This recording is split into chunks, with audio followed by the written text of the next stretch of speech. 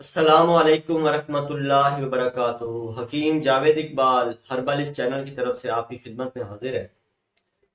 آج ہم نے جس موضوع کے اوپر بات کرنی ہے وہ اسی رمضان کے بابرکت مہینے کے اندر کہ لوگ شکایت کرتے ہیں کہ ہمیں پیاس کی شدت بہت زیادہ محسوس ہوتی ہے، پیاس زیادہ محسوس ہوتی ہے، شدت کے ساتھ محسوس ہوتی ہے۔ تو کوئی ایسا طریقہ کار یا کوئی ایسا مشروب یا کوئی ایسی غذا آپ ہمیں بتائیں تاکہ ہم وہ استعمال کریں، ہمیں جو سارا دن پیاس کی جو شدت رہتی ہے منہ خشک ہو جاتا ہے اور اس طرح معدے میں جلن اور کی کیفیت پیدا ہو جاتی ہے۔ تو آج اس موضوع کے اوپر آج کی ہماری ویڈیو ہے۔ تو سب سے پہلے درود پاک نبی مہربان حضرت محمد مصطفیٰ صلی اللہ علیہ وآلہ وسلم پہ میں بھی پڑھتا ہوں، آپ بھی پڑھیں۔ اللہم صلی علی محمد عبدک و رسولک و صلی علی جمیع المؤمنین والمؤمنات والمسلمین والمسلمات۔ جیسا کہ میں نے اس کا موضوع آپ کے سامنے گوش گزار کیا تھا کہ رمضان کے مہینے کے اندر پیاس کی شدت کو کیسے کم کیا جائے، کون سے ایسے عوامل اختیار کیے جائیں، کون سا ایسا مشروب پیا جائے، کون سی ایسی غذا کا استعمال کیا جائے جس کے استعمال سے ہمیں جو سارا دن جو پیاس کی شدت محسوس ہوتی ہے، جو منہ خشک ہو جاتا ہے، ہونٹ خشک ہو جاتے ہیں، زبان خشک ہو جاتی ہے، معدے میں جلن اور خشکی اور گرمی سی جو کیفیت محسوس ہوتی ہے اس میں کمی واقع ہو جائے۔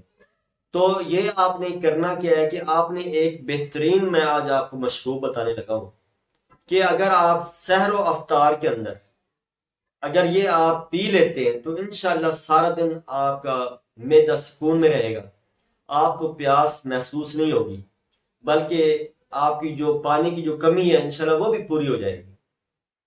جو کہتے ہیں نا جیسے پنجابی کے اندر بھڑکی کا لگنا، بھڑکی کیوں لگتی ہے کہ جب معدے کے اندر تیزابیت ہوتی ہے، گرمی ہوتی ہے، معدہ خالی ہوتا ہے تو وہ پھر تیزابیت بناتا ہے اور وہ اوپر کی طرف ایسے وہ جب اس کی گیسز اٹھتی ہیں تو منہ خشک ہو جاتا ہے، ہونٹ خشک ہو جاتے ہیں، چہرے کی رنگت خشک ہو جاتی ہے، گرمی سی محسوس ہوتی ہے، چکر آنے شروع ہو جاتے ہیں۔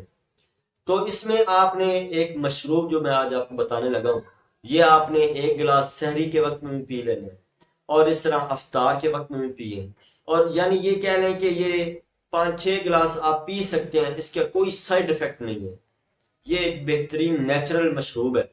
تو آپ نے کرنا کیا ہے کہ آپ نے پہلے نمبر پہ لینا ہے پودینہ۔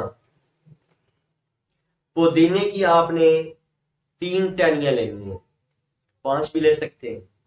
آپ نے اس کی 5 ٹہنیاں لے کے آپ نے اس کے پتے جو ہیں وہ ان ٹہنیوں سے الگ کر لیں، اور جو باریک اور جو نرم اس کی شاخ ہے اس کو چھوٹے پیس بنا لیں، جو سخت شاخ ہے اس سے ان کو الگ کر لیں، یعنی 5 ٹہنیوں پہ آپ نے پتیاں لینے اور اس کی جو نرم نرم جو شاخ ہے وہ بھی آپ چھوٹے پیس بنا کے رکھیں۔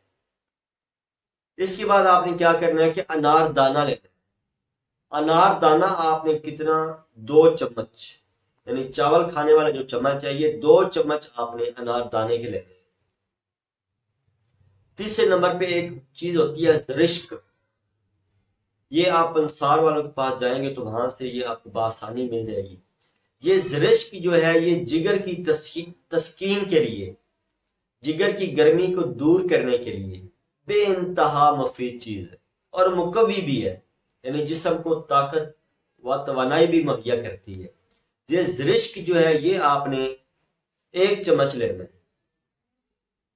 اس کے بعد آپ نے لینی ہے ملٹھی۔